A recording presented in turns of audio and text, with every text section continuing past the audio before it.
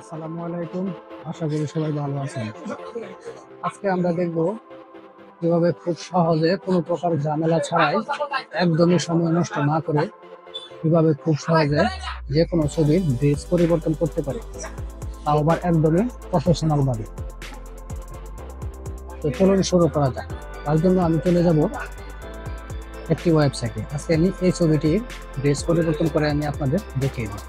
তো আমি আমার কম্পিউটার থেকে ক্রোম ব্রাউজার থেকে এখন ওপেন করে নেব। আপনারা আপনাদের যে কোনো ব্রাউজার ওপেন করতে পারেন। আমি ক্রোম ব্রাউজারটাকে ওপেন করে নিলাম। তারপর সার্চ বারে দিয়ে এখানে টাইপ করব COLOR COLOR। দেখুন নিচে চলে আসে কলার ভার্চুয়াল। তো কলার ভার্চুয়াল এটাকে আপনারা লিখে সার্চ করবেন।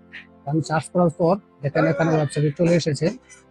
প্রথমে যে ওয়েবসাইটটি আসবে আপনারা সেখানে চাপ দেখতে পাচ্ছেন বন্ধুরা, আমাদের ওয়েবসাইটটি কিন্তু ওপেন হয়ে গিয়েছে।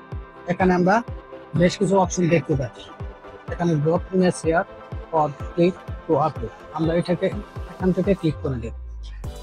এখানে ক্লিক করে আমরা যে ছবিটিকে ড্রেস পরিবর্তন করতে যাচ্ছি সেই ছবিটিকে এখান থেকে চুজ করে দেব। ছবিটি চুজ করে দেওয়ার পর দেখুন ছবিটি কিন্তু আমার এখানে আপলোড হয়ে গিয়েছে। এখন এই ছবিতে আমি যে ড্রেসটিকে অ্যাপ্লাই করতে যাচ্ছি সেই ড্রেসটিকে এখান থেকে আমি চুজ করে দেব।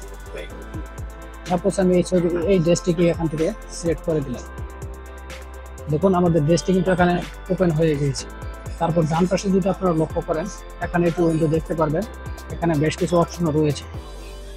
এখানে আছে আপনার সেট, এই সেট 0 আছে, আমরা এটাকে ফুল করে দেব। তারপর ডান পাশে যদি লক্ষ্য করেন দেখতে পারবেন র্যান্ডম নামে একটি অপশন আছে, এই টিক মার্কটি আমরা উঠিয়ে দেব। তারপর নিচে লক্ষ্য করে দেখতে পারবেন রান অপশনে একটি ক্লিক করে দেবেন। তো বন্ধুরা এখানে প্রসেসিং হতে একটু সময় নিতে পারে, আপনারা ধৈর্য ধরে অপেক্ষা করবেন। দেখুন বন্ধুরা আমাদের ছবিটি কিন্তু প্রসেসিং কমপ্লিট হয়ে গিয়েছে। এখন আপনি এটাকে এখান থেকে ডাউনলোড করার জন্য উপরে ডাউনলোড বাটনে ক্লিক করে দিবেন। তারপর ছবিটি ডাউনলোড হয়ে যাবে। তারপর এই ছবিটিকে ফটোশপে ইনপুট করে এখান থেকে ব্যাকগ্রাউন্ড চেঞ্জ, যে কোনো কালার আপনি চেঞ্জ আপনার ইচ্ছা মতো করে নিতে পারবেন। পরিশেষে সকলের সুস্বাস্থ্য কামনা করে আজকের মতো বিদায় নিব।